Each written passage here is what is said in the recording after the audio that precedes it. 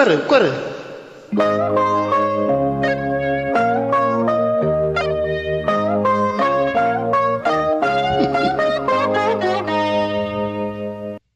என்கிட்ட நீங்க ஏதோ கொஞ்சம் தனியா பேசணும்னு சொன்னீங்களா?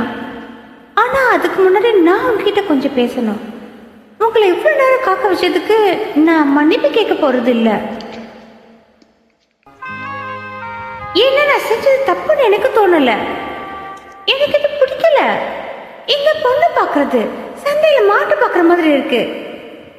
எங்க அப்பா அம்மா நல்ல பொண்ணு, அடக்கமான பொண்ணு, குடும்பத்துக்கு ஏத்த பொண்ணு, அப்படி இப்படி நிறைய சொல்லி இருப்பாங்க.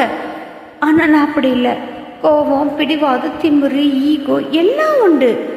பொறுப்பு கிடையாது, அக்கறை கிடையாது, இப்படி நிறைய. நான் உங்களுக்கு ஒரு நல்ல மனைவியே இருப்பேன்னு எனக்கு தோணலை. நான் சொல்ல வேண்டியதெல்லாம் சொல்லிட்டேன். இதுக்கு மேலேயும் நீங்க ஏதாவது சொல்ல விரும்புறீங்களா? ஆமா, நிறையா.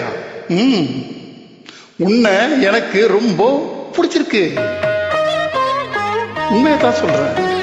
உன்னை எனக்கு ரொம்ப பிடிச்சிருக்கு. என்னைய உனக்கு பிடிச்சிருக்கா இல்லையான்னு எனக்கு தெரியல. என்னைய உனக்கு பிடிச்சிருந்தா நீ அதை ஓப்பனாகவே என்கிட்ட சொல்லலாம். நீ சொன்னாதான் அது தெரியும் பிடிச்சிருக்கா இல்லையான்னு. ஆமா,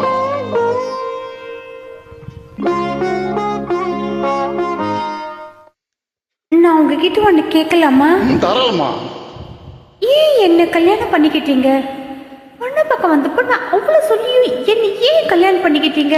உன்னை எனக்கு ரொம்ப பிடிச்சிருந்தது. உண்மையை தான் சொல்றேன், ரொம்ப பிடிச்சிருந்தது. என்ன அண்ணன் அண்ணி கட்டாயத்துல தான் நான் உன்னை பொண்ணு பார்க்க வந்தேன். உன்னைய நேர்ல பார்த்து எனக்கு இந்த கல்யாணத்துல விருப்பம் இல்லை, மன்னிச்சிடுன்னு சொல்லிட்டு போகத்தான் நான் காத்துக்கிட்டு இருந்தேன். ஆனா உன்னைய நேர்ல பார்த்த அப்புறம், நான் பேச நினைச்சதெல்லாம் நீ பேசி கேட்டதுக்கு அப்புறம் என்னமோ தெரியல, உன்னை எனக்கு ரொம்ப பிடிச்சி போச்சு. உனக்கு இந்த கல்யாணத்துல சந்தோஷம் தானே? இல்ல, இல்லவே இல்ல. Hope you enjoy your dinner. Thank you. குழந்தை ஏன் அழுதுகிட்டே பிறக்குது தெரியுமா? இந்த உலகத்துக்கு வர விருப்பம் இல்லைன்னு அழல. வந்த இடம், மொழி, சூழ்நிலை எல்லாம் புதுசா இருக்கேன்னு அழுது. கிட்டத்தட்ட அதே மாதிரி தான் உன் நிலைமையும். புது இடம், புரியாத மொழி, அறிமுகம் இல்லாத புருஷன். இந்த கஷ்டம் எனக்கு புரியுது. அது தானா மறைகிற வரைக்கும் நான் காத்திருக்க தயாரா இருக்கேன்.